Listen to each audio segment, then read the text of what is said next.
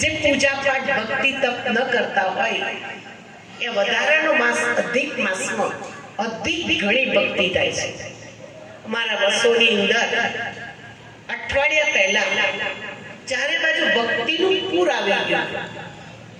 લાલા પટેલની વાડીની અંદર એક ફોરેનના બેન આવી પુરુષોત્તમ માસની કથા રાખી.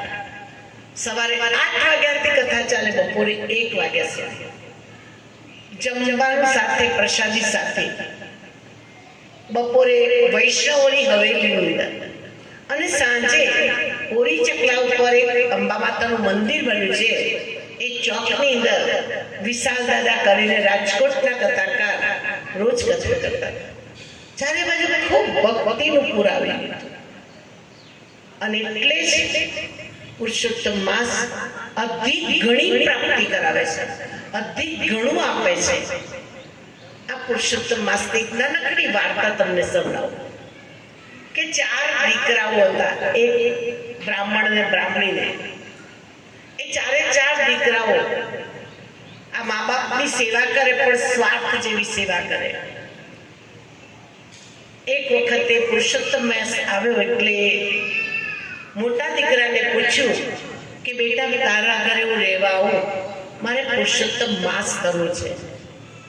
તો કે બાપુજી, મારા ઘરમાં હમણાં સગવડ નથી, માટે હું તમને પુરુષોત્તમ મહિનામાં રાખી ના શકું.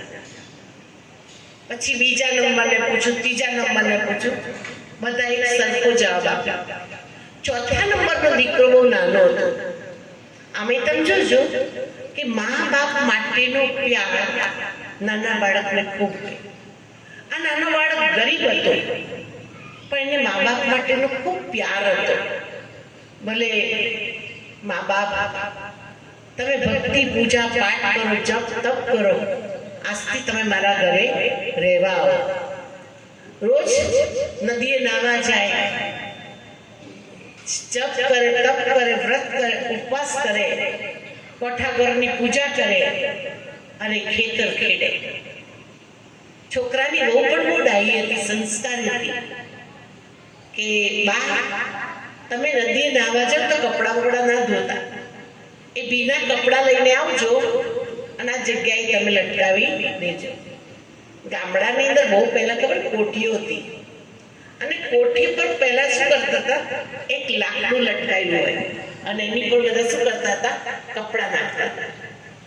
આ રોજ ભાઈ કપડાં શું કરે, ભીના ભીના ત્યાં નાખે અને નીચે કોઠીની અંદર બધું પાણી પડતું જાય. આ તો ગરીબ દીકરો હતો.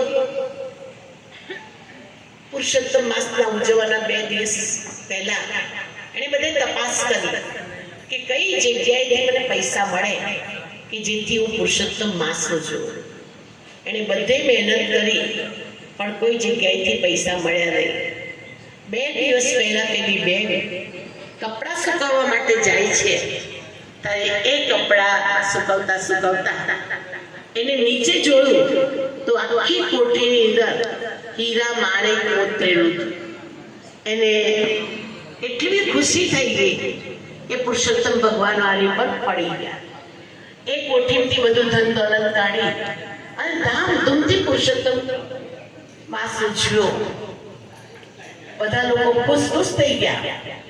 એના 3 ભાઈઓને પણ ખુશી થઈ.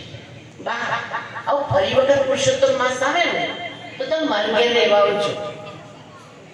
કઈ વાંધો નહીં, નદીએ નાહવા જાવ ને તો કપડા ભીના લાવજો અને નીચોશો પણ નહીં.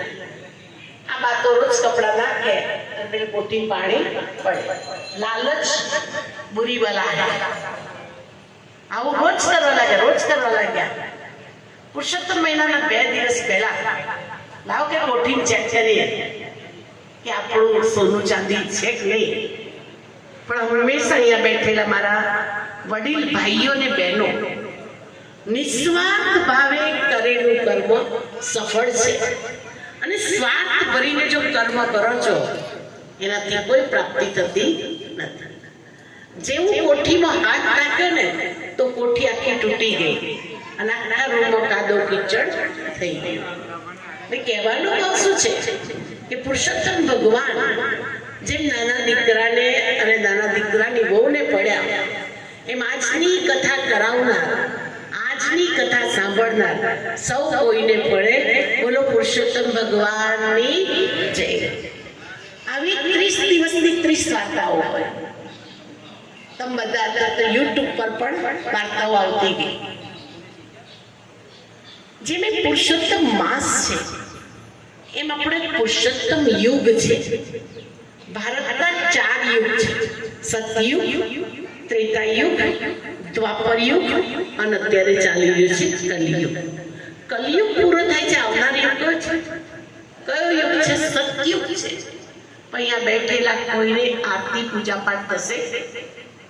આપણી કોઈ પૂજા કરશે? શરીર છૂટી ગયું તો નહીં થાય. કેમ કે આપણે પતિત છે, આપણે તમો પ્રધાન છે, આપણી અંદર સંસ્કાર નથી, દિવ્ય શક્તિઓ નથી, દિવ્ય ગુણ નથી.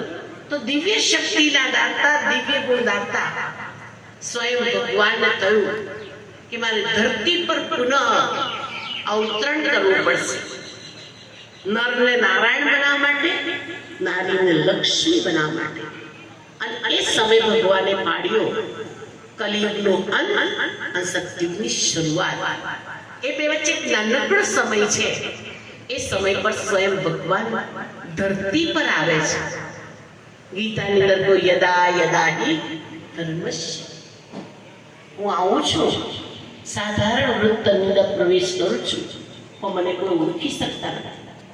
ભગવાનના દિવ્ય અવતરણની નિશાની કુંવારી કન્યા પોતાના પતિની સુખ પોતે કરે, કેસોના શિંગાર થાય, અનાજ પડીકે બંધાય, ગાય વિસ્તાર થાય, વ્યાપારી સાચો વ્યાપાર ન કરે, વકીલ સાચો ન્યાય ન આપે, ડોક્ટર સાચું રોગનું નિદાન ન કરે, સત્ય દંડાય, પાખંડીઓની પૂજા થાય, ધર્મ સત્તા, રાજ્ય સત્તા, વિદ્યા સત્તા, વિજ્ઞાન સત્તા, બધી સત્તાની અંદર ભ્રષ્ટાચાર વ્યાપક થાય, નદી પોતાનો માર્ગ બદલી કાઢે, સાધુ સમાજ વચ્ચે ઝઘડાઓ થાય, દુર્યોધન અને દુશાસનનું આ સૃષ્ટિ પર સામ્રાજ્ય થાય, તે વખતે હું ધરતી પર આવું છું.